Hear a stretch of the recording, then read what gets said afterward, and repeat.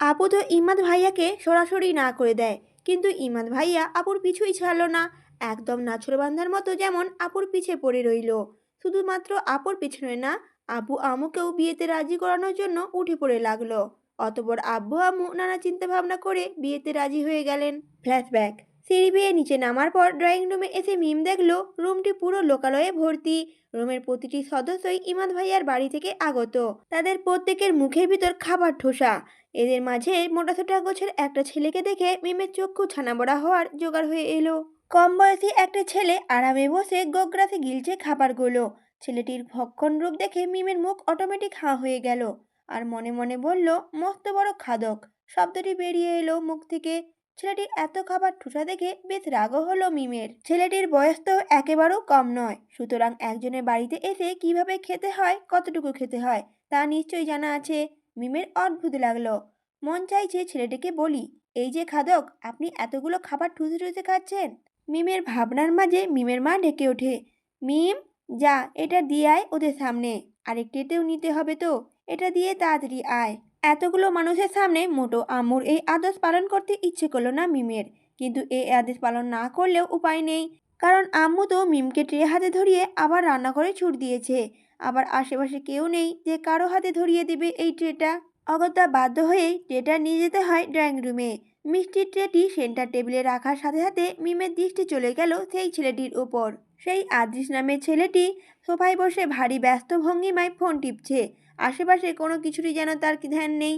হঠাৎ যুবকটির পাশে বসে থাকা ইমাদ ভাইয়ার এক কাজিন যুবকটির দিকে ফোন বাড়িয়ে দিয়ে বলল, আদিস দোস্ত, অ্যাপটা দেখ তো, কেন এটা সমস্যা করছে খুব। মিম আর কোনো কিছু না বলে দ্রুত সেখান থেকে স্থান ত্যাগ করলো। ইমাদের সকল কাজিনরা একে একে আপুর সাথে ছবি তুললো। ছবি তোলার শেষে প্রত্যেকেই মজা করে আপুর গালে নাকে হলুদ ছোঁয়ালো। সবার শেষে আদ্রিসও, যিনি কি ইমাদ ভাইয়ার কোনো আত্মীয় হন হয়তো, তিনিও অতি ভদ্রতার সহিত আপুর গালে হালকা করে হলুদ ছুঁয়ে দিলেন। সবার হলুদ লাগানো শেষে ইমাদ একমাত্র ভাবি অর্থাৎ জিবা ভাবি আপুকে, মিমকে ও আভাকে ছোট বড় সব কাজিনদের সাথে সবার সাথে পরিচয় করে দিলেন। এই পরিচয়ের মাধ্যমেই জানতে পারলাম এ পেটুক ছেলেটা তন্ময়, আর ইমাদ ভাইয়ার সবচেয়ে ছোট মামাতো ভাই, অর্থাৎ ইমাই ভাইয়ার কাজিনদের মধ্যে সবচেয়ে ছোট। তন্ময় এবার ক্লাস 7-এ পড়ে মাত্র, অথচ ভাবসাব ও শরীরে এমন গঠন যেন মনে হচ্ছে কলেজে উঠেছে।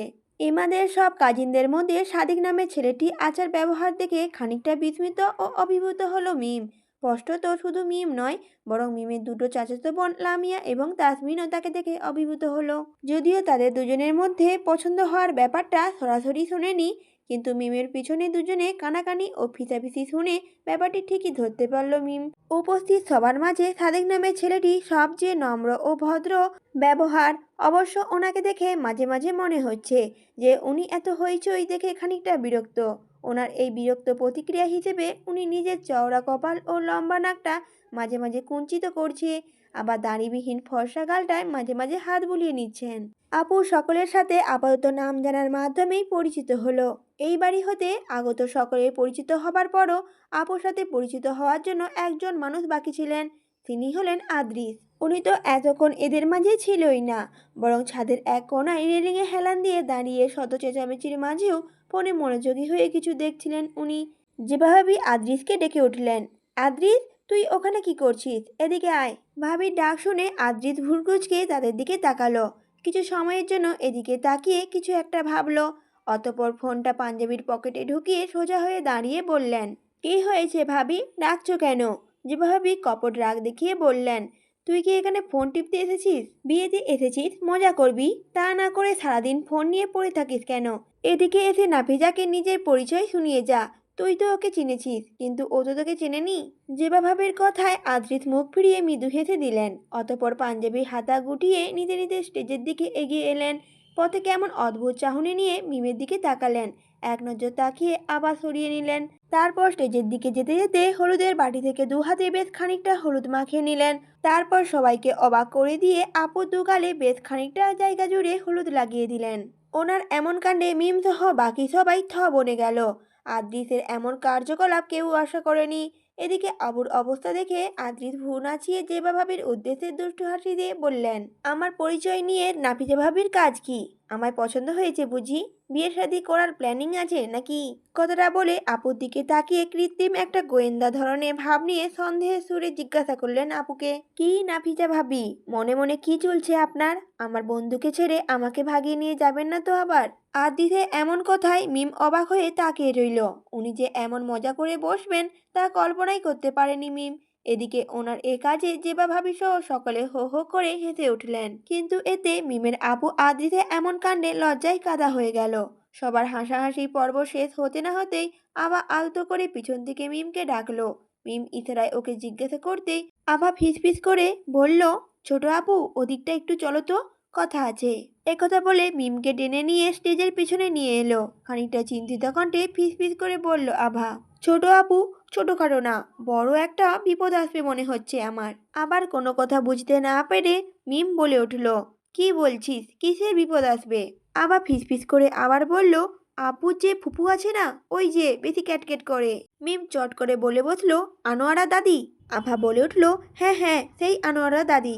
ওই যে আদ্রিস নামে যে ভাইয়াটা আছে না, উনি যখন আপুর গালে হলুদ লাগিয়ে দিল তখন আনোয়ারা দাদি ছাদে আসায় তা দেখে ফেলেছিল।